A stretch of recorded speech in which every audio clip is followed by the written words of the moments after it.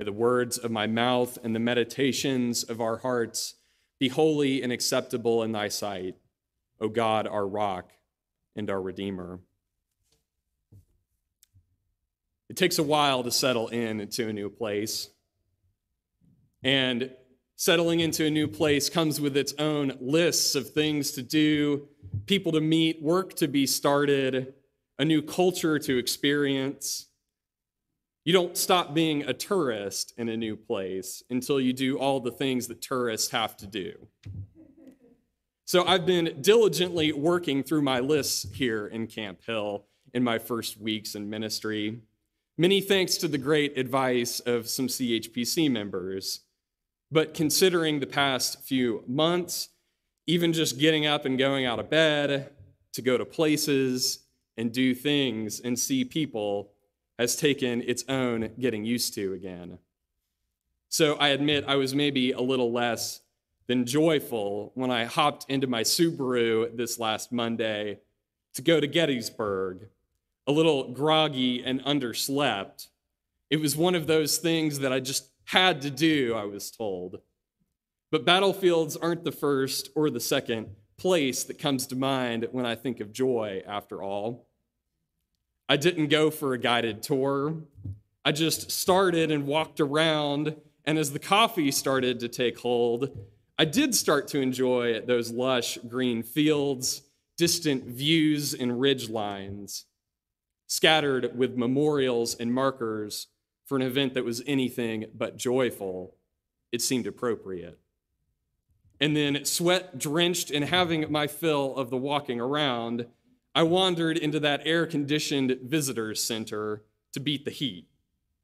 As I was walking through the museum, an illustration stood out to me, capturing that same disjunction. It was a realistic drawing of the battle. There were lines of soldiers facing off, cavalry running by with swords uplifted on those very fields that I had walked, on those very ridge lines I'd climbed. And as one would expect with any historical drawing, at the bottom it was appropriately captioned, Battle of Gettysburg, July 3rd, 1863. But I was puzzled when I looked under that caption to see other small letters say, Harvesting Interrupted.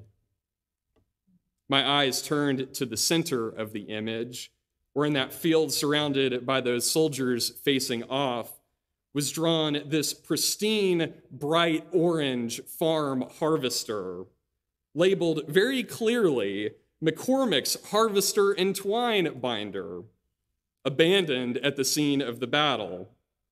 Harvesting Interrupted.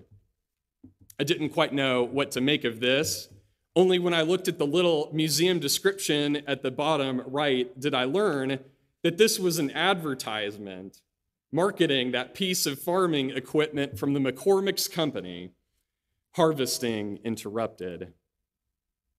I'm no 19th century farmer. I'm not sure I'm quite in their target demographic, but I can't say for me that it cast the harvester in the best light.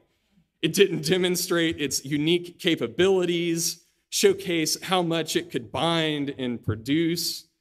No, instead it just opted to plop that harvester right down in the middle of something momentous and historic and gruesome. Harvesting Interrupted. I wouldn't be surprised if that's how you feel or have felt about the fruit of happiness in these days.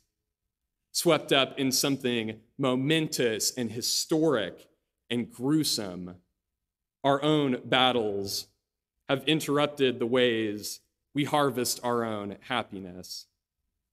During this pandemic, many of us have felt and still feel like we've lost control over our own happiness.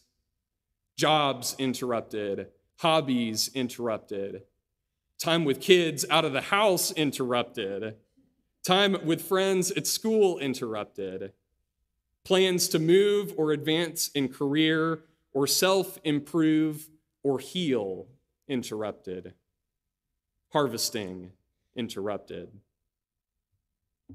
I get the feeling that many of us are just impatient for this battle to draw to a close so we can jump right back on top of that harvester.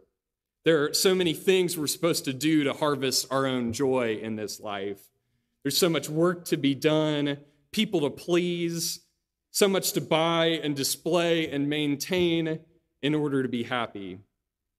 The world tells us that we make our own happiness. And so if we're not happy, it's our own fault. But that's not how the Apostle Paul talks about today's fruit of joy in our reading from his letter to the churches in Galatia.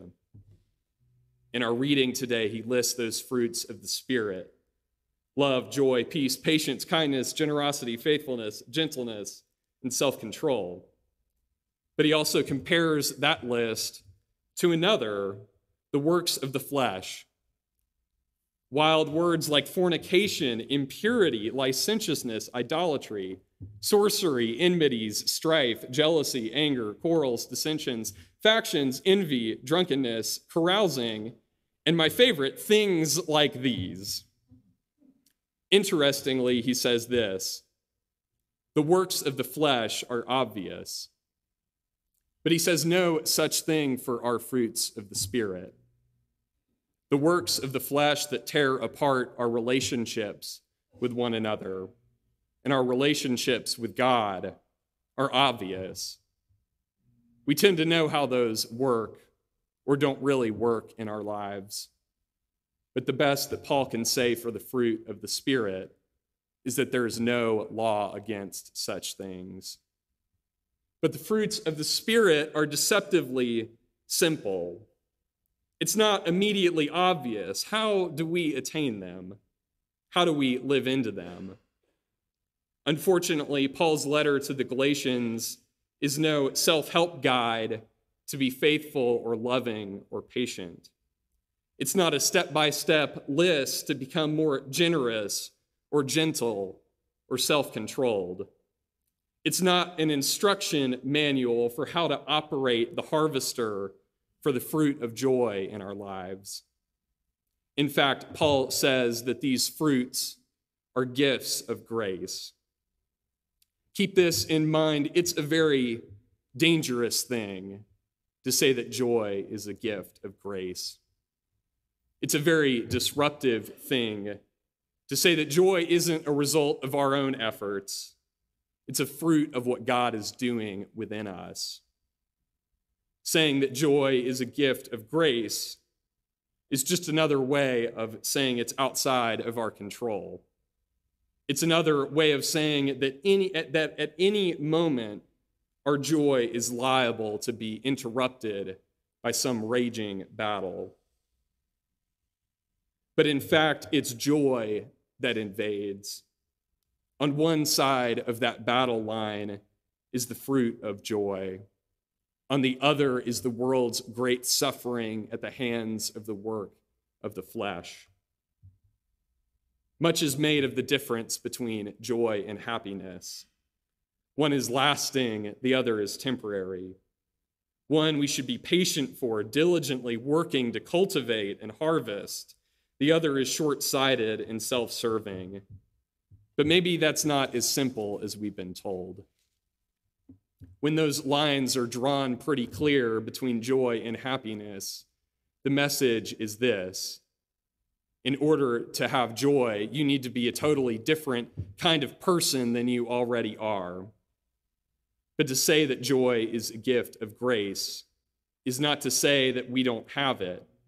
It's not to say that it's not here for us. The battle line isn't between joy and happiness. It's between God's joy and the world's suffering. When we try to carve out our own little plot of happiness, when we try to do it alone by our own effort, joy is going to invade. Joy is going to bring that battle very close to home, and that's a promise. Maybe the best thing that could happen is if our little harvesters got smashed up in the battle, our harvesters of pride and jealousy and quarrel and anger, are harvesting through those works that are supposed to make us happier, because they make us feel more right or more self-assured or more comfortable. Like our Lord Jesus Christ, like grace, joy invades what is earthly. It cuts asunder any suffering to people you would least expect. It's unmerited, unearned. It goes to those who suffer and hurt.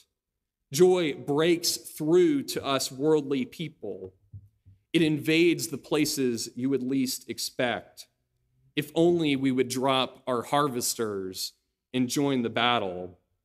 It would bring you to people you would never expect to be around. Like grace, like the return of Jesus Christ, it's not yet come to completion. It's not yet fully realized, but it's very much here. If only we would have eyes to see. We might think that we need to harvest our own joy in our idyllic fields, but joy comes to us in all our messiness. It comes into all our brokenness. There are so many voices that tell us what we have to do to be happy, but God tells us it's not what we have to do, but to whom we have to look. Because Jesus has been in that place of brokenness and messiness. He promises us that if we would just drop our harvesters, if we would pick a side in this battle between joy and suffering, there will be a bumper crop of joy. Joy breaks through precisely at that place where suffering, where the world's anguish and labor pains are the greatest. When the battle between joy and suffering surrounds us, Jesus tells us to choose the side of joy, becoming that joy for other people. In our reading from John's Gospel, picking up on his farewell address to his disciples, he puts it like this: when a woman is in labor, she has pain because her hour has come. But when her child is born, she no longer remembers the anguish because of the joy of having brought a human being into the world. So you have pain now, but I will see you again, and your hearts will rejoice, and no one will take your joy from you. It's like this. When I'm not traipsing around battlefields, many of my days are spent in this beautiful building. And when I'm restless, I often find myself pacing up and down this central aisle in this dimly lit sanctuary on those days.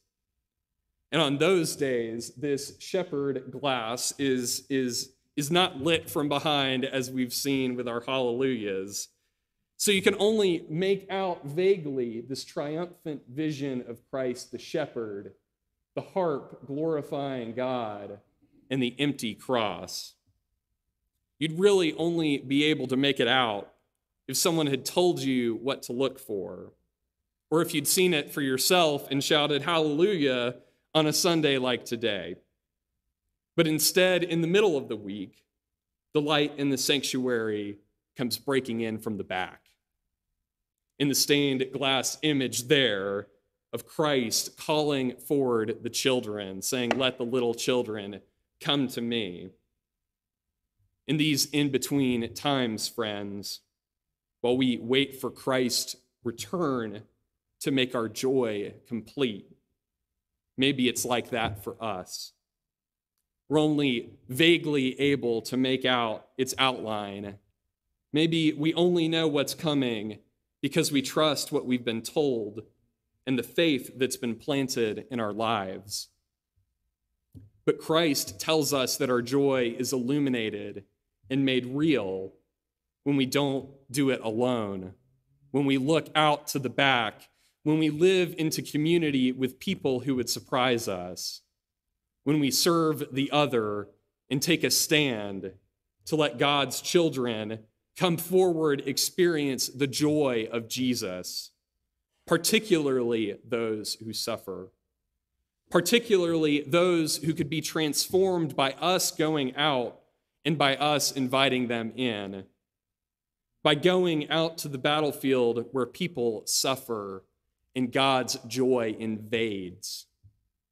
In between these visions, in between times, when we glimpse the joy that invades and brings an end to the world's suffering, we see illuminated, if only faintly, that other worldly joy. And every single time we see that joy, Christ returns to us until our joy is made perfect on his final return. Thanks be to God.